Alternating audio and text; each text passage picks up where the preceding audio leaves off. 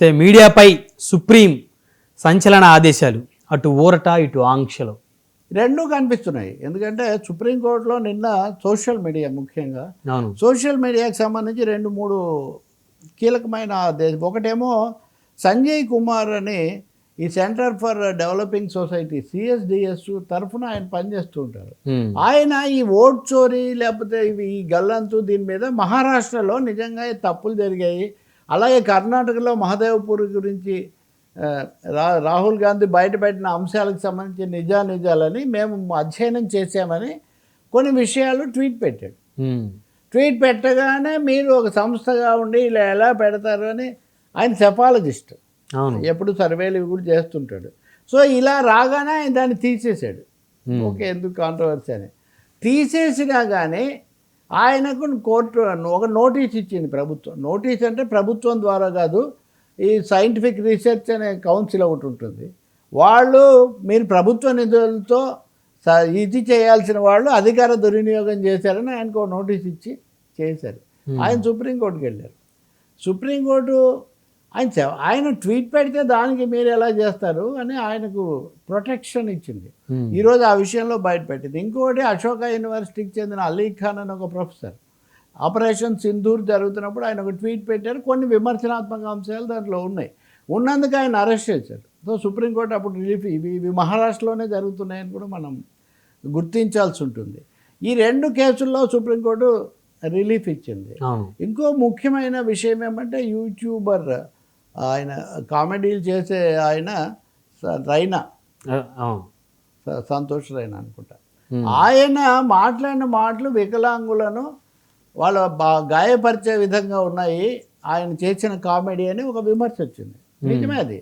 వస్తే ఆయన వెంటనే క్షమాపణలు చెప్పాడు, నేను తప్పుగా చేశాను అట్లా అని చెప్పి అన్నారు. సో సుప్రీంకోర్టు ఆయనతో పాటు ఇంకా కొంతమందిని కూడా తీసుకొని, ఇది కొంచెం అభ్యంతరకరమైంది. అవును, సోషల్ మీడియాలో భావ ప్రకటన స్వేచ్ఛ అన్నది అది ఊరికనే లేదు కదా, మీరు దాన్ని వాణిజ్యంగా కూడా సరుకుగా కూడా అమ్ముతున్నారు. When media space or this social media space is commercialised, అక్కడ భావ ప్రకటన స్వేచ్ఛ అనే పేరుతో మేము ఇతరులను నొప్పిస్తామంటే కుదరదు. మహిళలు ఉదాహరణకు మనం చాలా చూస్తుంటాం కదా, మన భాషలోనే ఆ ధోరణి ఉంది. చెవిటాడికి చంకం పట్టినట్టు చెవిటాళ్ళని ఎందుకు అనడం, వినికిడి సమస్య అంటాం మనం మామూలుగా, అంటే అంతే కదా. లేదా కుంటి నడగా అంటాం, తప్పు కదా, అలా అనకూడదు కదా. వాళ్ళు కాలు బాగాలేకపోయినా నడుస్తున్నారని వాళ్ళని మనం మెచ్చుకోవాల్సింది పోయి, లేకపోతే సామెతలు కూడా నేను నాకు ఇప్పుడు చెప్పడం కూడా ఇష్టం లేదు, నేను దీనికోసం చెప్తున్నా. చాలాసార్లు కామెడీలో నత్తిగా మాట్లాడటము, అవును, లేకపోతే ఏదో ఒక కన్ను ఇటు ఒక కన్ను అటు చూస్తుందని చెప్పడం, ఇట్లా దివ్యాంగులు అంటున్నారు ఒకవైపున, అవును, లేకపోతే ప్రతిభావంతులు, ప్రత్యేక ప్రతిభావంతులు అంటున్నారు. అటువంటి వాళ్ళని నొప్పించే పదాలు ఇవన్నీ వాడడం పొరపాటు అని సుప్రీంకోర్టు చెప్తూ, మత సంబంధమైన విషయాలు, ఆ దేవుడు అలా ఈ దేవుడు ఇలా, ఇప్పుడు మనకు దక్షిణ భారతంలో హేతువాద ఉద్యమాలు ఇవన్నీ ఉన్నాయి కాబట్టి మనం రకరకాల, ఇప్పుడు ఎన్టీఆర్ యమగోళ సినిమా తీస్తారు.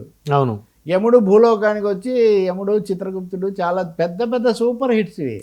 అదే లోక్ పర్లోక్ అని తీస్తే ఉత్తరప్రదేశ్లో దాన్ని ఆడనీలా, దేవంతకుడు సినిమా తీస్తాము, లేదా మా మట్టి కుండలో పుట్టింది కదా నీది ఏ కులము అంటాడు ఎన్టీఆర్. దాన్ని మనం దక్షిణ భారతంలో నడుస్తుంది, ఉత్తర భారతంలో నడవదు అని వాళ్ళ మనోభావాలకి అని అంటారు. ఇప్పుడు మనోభావాలు అనే పేరుతో మత భావాలు, మనోభావాలు ఇవన్నీ కలగాపులగమైపోయి, ఇప్పుడు నిన్న కూడా మనం మాట్లాడాం కదా, ఎన్టీఆర్ను కృష్ణుడి రూపంలో పెడితే చట్టబద్ధంగా రాజ్యాంగబద్ధంగా వద్దు అని చెప్పడం వేరు, ఇది మళ్ళీ 2 కులాల మధ్య సమస్యలాగా, 2 మతాల మధ్య సమస్యలాగా చూపడం. అందుకనే సుప్రీంకోర్టు ఏమంటుందంటే సోషల్ మీడియాలో భావ ప్రకటన స్వేచ్ఛ ఉండాలి, కానీ అదే సమయంలో ఈ వివిధ తరగతుల యొక్క అభిప్రాయాలు లేకపోతే అంతరంగాలకు గాయపరిచే విధంగా ఉండకూడదు. కాబట్టి ఒక నియమావళి తయారు చేయండి, నియమావళి, నిషేధం కాదు, అది చాలా ముఖ్యం.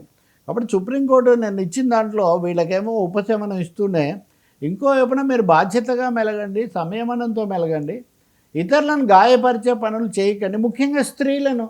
అవును, అదే రాజకీయాల్లో కూడా లేదా మత విషయాల్లో కూడా స్త్రీలను ఇష్టం వచ్చినట్టుగా మాట్లాడేయటం అనేది జరుగుతుంది. ఇది మంచిది కాదని చెప్పింది. అందుకని సుప్రీంకోర్టు ఈ 2 పనులు చేసింది. ప్రభుత్వం బలపరిచింది, కానీ ప్రభుత్వమే కదా చాలా చోట్ల అరెస్టులు చేసేది, కేసులు పెట్టేది. అంతే కదా, మహారాష్ట్రలో ఇట్లాంటివి చాలా ఎక్కువగా జరిగాయి. ఆ తెలుగు రాష్ట్రాల్లో కూడా ఆంధ్రప్రదేశ్లో కూడా చాలా జరిగాయి కదా చాలా జరిగాయి ఆంధ్రప్రదేశ్లో. అప్పుడు ఒక విధంగా, ఇప్పుడు ఒక విధంగా. హైకోర్టు కూడా చాలాసార్లు ఆదుకోవాల్సిన పరిస్థితి కూడా వచ్చింది వీళ్ళను. అవును. కాబట్టి ఇక్కడ ఒక మధ్య మార్గంలో సుప్రీంకోర్టు అటు ఇటు కూడా చెప్పాల్సింది చెప్పింది. అవును. కానీ ప్రభుత్వం ఏ విధంగా బాధ్యతగా తెస్తుంది, ఏ సమయంలో కూడా భావ ప్రకటన స్వేచ్ఛ, మీడియా విస్తృతి అనేదాన్ని అడ్డుకోకూడదు. అవును. కానీ బాధ్యతగా ఉండడానికి ప్రవర్తన నియమావళి. చాలా రోజులుగా అందరూ ఏమన్నారంటే స్వచ్ఛందంగా వీళ్ళే ఒకటి తయారు చేసుకోవాలన్నారు. కానీ వేలు లక్షల్లో ఉన్నాయి ఇప్పుడు యూట్యూబ్ ఛానల్స్. వీటికి వీళ్ళందరూ ఒక చోట ఎవరు సమావేశపరుస్తారు? అసలు ఇంపాసిబుల్ కదా సార్. కాబట్టి గైడ్ లైన్స్, మార్గదర్శకాలు తయారు చేస్తూ ఉంటున్నారు. మనం అప్లికేషన్స్ అయితే యూట్యూబ్ అప్లికేషన్స్ వాళ్ళే కొన్ని గైడ్ లైన్స్ వాళ్ళే పెట్టుకోవాలి. ఇప్పుడు కొంతమందిని అరెస్ట్ చేసేసరికి కొంత జాగ్రత్త పడుతున్నారు. అవును. కానీ భయంతో జాగ్రత్త పడడం వేరు, బాధ్యతగా ఉండటం అనేది వేరు. అవును. అలాగే మన పార్టీ ఉంది కాబట్టి ఇప్పుడు మనం ఏం చేసినా చెల్లుతుంది అనుకోవటం వెంటనే ఇప్పుడు అదే నడుస్తుంది కదా. అదే నడుస్తుంది కదా. ఇప్పుడు ఆ పార్టీ ఉంటే ఒకరికి స్వేచ్ఛ, వీళ్ళుంటే ఒకరికి స్వేచ్ఛ అనేది ఎప్పుడు లెవెల్ ప్లేయింగ్ ఫీల్డ్ అంటారు. ఎవరున్నా అందరికీ అన్ని హక్కులు సమానంగా ఉండాలి. ఆ విషయంలో బీజేపీ మీద కూడా చాలా విమర్శ ఉంది కదా ఉదాహరణకు.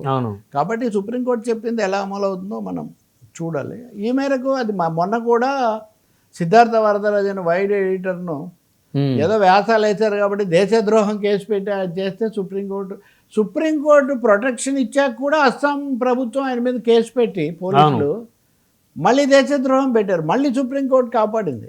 సో ఇది ఒక పెద్ద స్ట్రగుల్ నడుస్తుంది. రెండూ కాపాడుకోవాలి. సామాజిక ప్రశాంతత, భావ ప్రకటన స్వేచ్ఛ రెండూ కాపాడుకోవడానికి ఇది ఒక ముఖ్యమైన సందర్భం.